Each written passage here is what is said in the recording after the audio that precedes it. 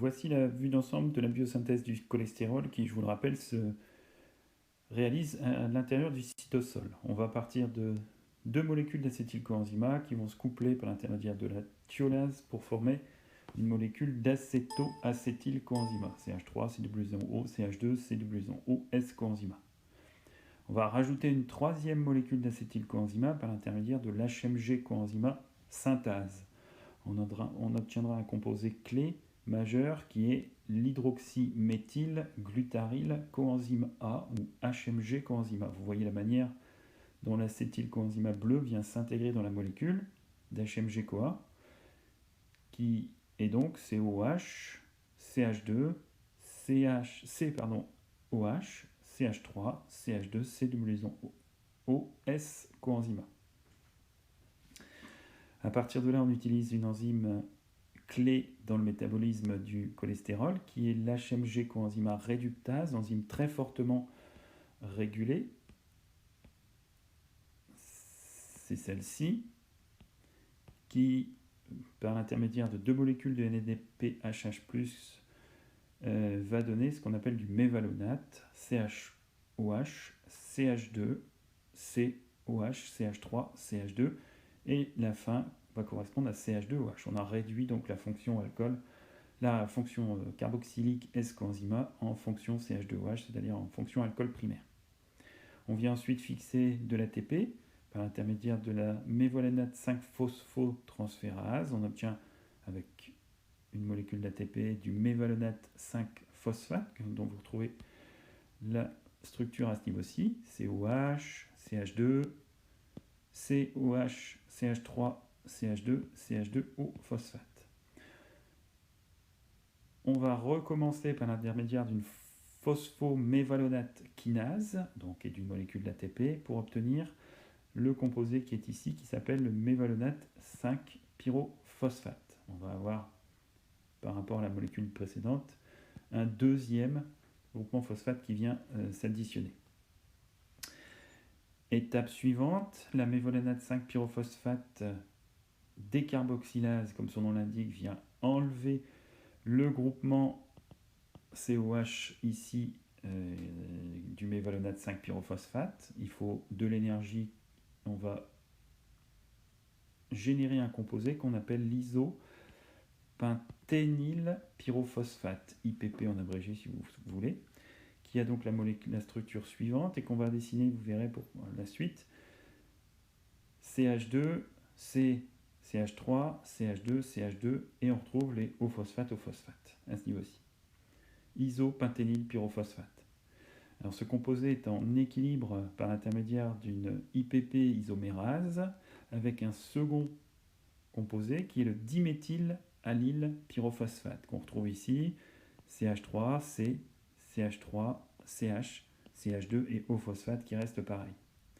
Le but du jeu étant de déplacer simplement, c'est un simple déplacement de la double liaison dans ce cas. Toutes ces unités qu'on appelle les unités isoprénoïdes vont se combiner entre elles par l'intermédiaire de prényltransférase dans un premier temps. Alors on va dessiner de la manière suivante le diméthylallyle, de manière simplifiée, en fait, pyrophosphate, tout comme l'isopenténylpyrophosphate. On va s'amuser à dessiner ça pour respecter les angles de liaison au niveau des carbones et ainsi obtenir une voie de biosynthèse beaucoup plus facile à retenir. Je vais vous montrer en dessous. Donc le premier composé qu'on fabrique, c'est le géranylpyrophosphate ici, dont la formule va être, je vais la développer un peu plus, où vous voyez, je positionne le diméthylallyle en premier, d'une certaine manière, et je viens positionner au-dessus l'isopenténylpyrophosphate, afin de pouvoir en fait créer une liaison, ici que je vais dessiner en noir, entre les deux, et obliger la double liaison bleue à venir se déplacer à ce niveau-ci. Voilà, ça, c'est ce qu'on appelle le géranylpyrophosphate. On va recommencer une deuxième fois avec une autre prényltransférase, où on vient réutiliser un isopenténylpyrophosphate, et pour obtenir un composé de type farnésylpyrophosphate, vous voyez qu'à chaque fois, on va libérer du PPI qui donnera 2 phosphates inorganiques. donc très consommateur d'énergie. Et on va réaliser le même type de réaction, c'est-à-dire qu'on va venir éliminer le PPI à ce niveau-ci pour remplacer par une liaison entre les deux et le déplacement de la double liaison à ce niveau-ci.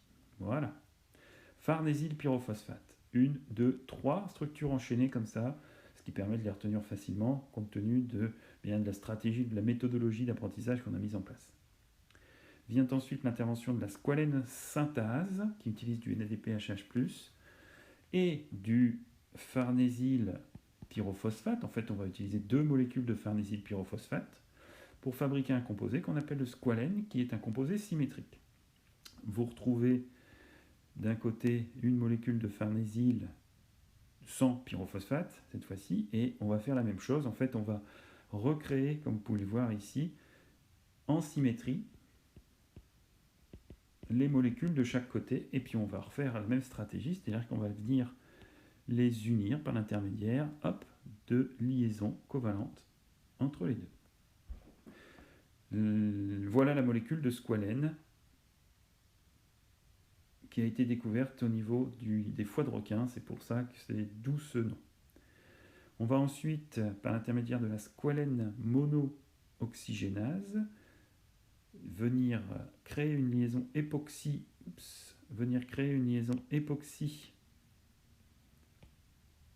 au niveau 2,3 pour obtenir un composé qu'on appelle le 2,3 époxysqualène. Donc on vient juste simplement dériver, rajouter une fonction O comme ça, de cette manière-là, fonction époxy. Pour ça, il nous faut du NADPH+, et H2O, et une squalène monooxygénase.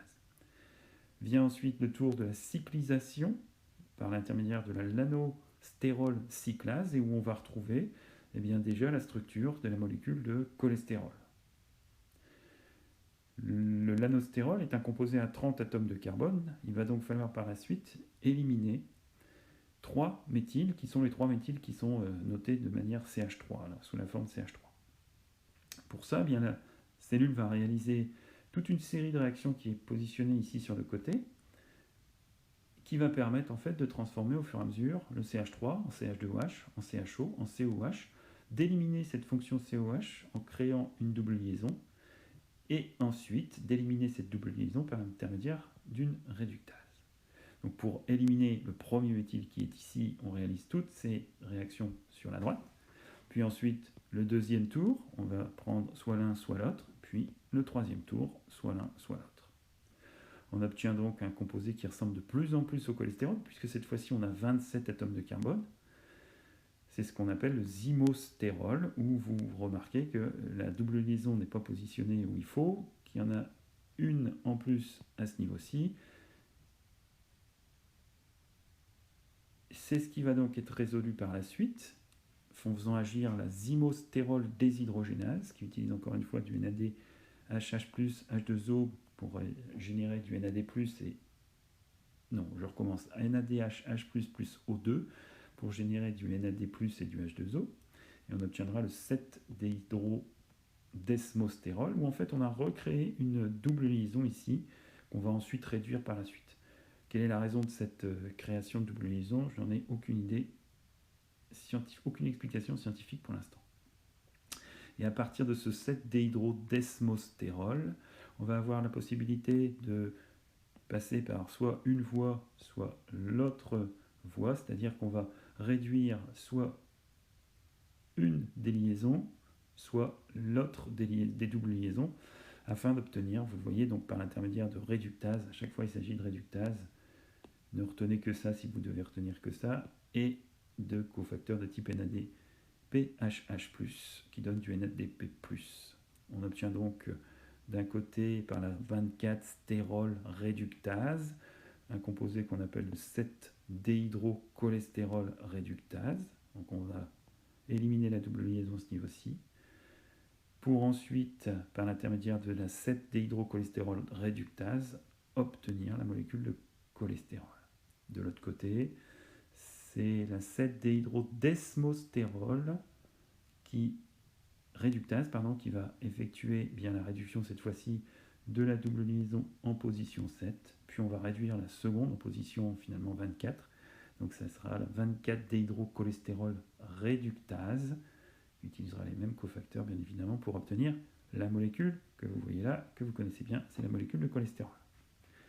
Je vous ai positionné en bleu ici les aspects de numérotation qui en fait démarrent toujours ici au niveau de ce carbone-là, pas trop difficile à retenir, et qui forment le petit représentation qui est là sur le côté, c'est-à-dire qu'on va venir dessiner comme ça la numérotation pour la comprendre. On va repasser au niveau du cycle à ce niveau-ci. On va faire un stop, le stop étant destiné à justement ne pas oublier qu'on va venir marquer, numéroter les deux méthyles des cycles, et puis ensuite